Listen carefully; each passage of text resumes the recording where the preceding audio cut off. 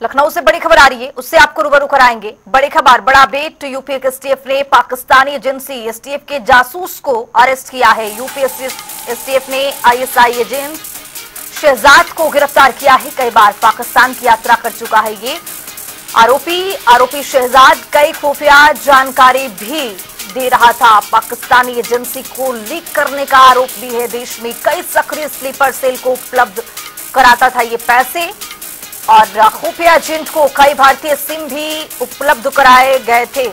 UP ATS ने शहजाद को मुरादाबाद से काबू कर लिया है, गिरफ्तार कर लिया है। तो एसटीएफ की बड़ी कार्रवाई की गई है, देखी गई है, और एसटीएफ के हाथ बड़ी सफलता भी लगी है, चूंकि यहां से कई खुफिया एजेंट को गिरफ्तार किया गया है, जिसमें ये आरोपी भी है शहजाद, जिसको मुरादाबाद से काबू कर लिया गया है।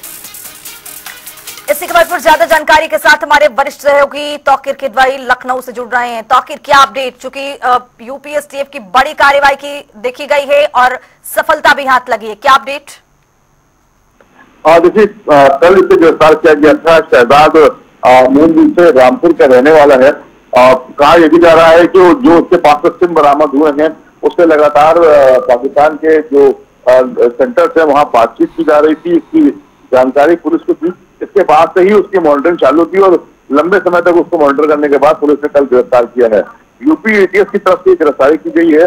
कहा यह भी जा रहा है कि इस बीच इसने कई यात्राएं भी पाकिस्तान की है और लगातार ये वहां पर संपर्क में था और सेना को यहाँ की जानकारी लीक कर रहा था। आईएसआई के संपर्क में था। तो फिलहाल इस तरह की पूरी जानकारी अभी आई है। माना यह भी जा रहा है जब पुलिस इसको कोर्ट में पेश करेगी तो रिमांड की अर्जी भी डाली जाएगी और कम से कम 10 दिन की रिमांड लेकर इससे आगे की पूछताछ होगी।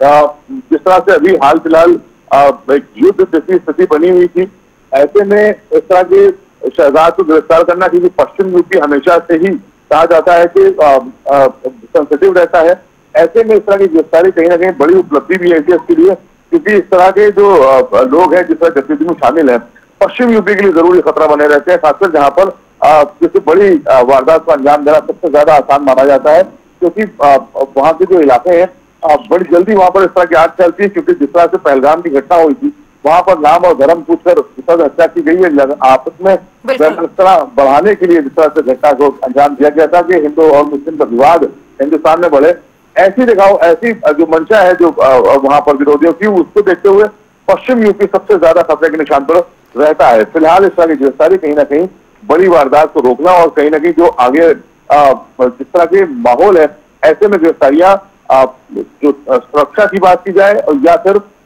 जिस तरह से लॉ एंड ऑर्डर की बात की जाए, तो उसके लिए बहुत ही ज्यादा जरूरी हो जाता है ऐसे समय में इस तरह की गिरफ्तारियां। चलिए तो इस पर नजर बनाए रखिए, आगे भी आपसे अपडेट लेते रहेंगे, लेकिन फिलहाल आपका बहुत शुक्रिया तमाम जानकारी के साथ जुड़ने के लिए। तो कई खुफिया जानकारी पाकिस्तान एजेंसी को लीक करने के मामले में शहजाद को गिरफ्तार कर लिया गया है।